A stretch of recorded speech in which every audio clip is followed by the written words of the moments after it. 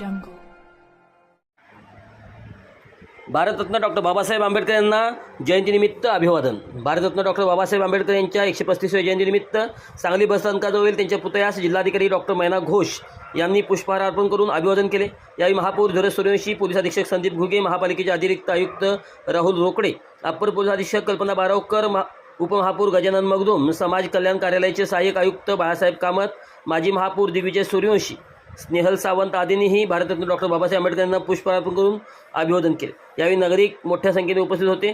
दरम्यान जिल्हाधिकारी कार्यालयातही भारतरत्न डॉक्टर बाबासाहेब आंबेडकर यांच्या जयंतीनिमित्त त्यांच्या प्रतिमेस पुष्पहार अर्पण करून अभिवादन करण्यात आले.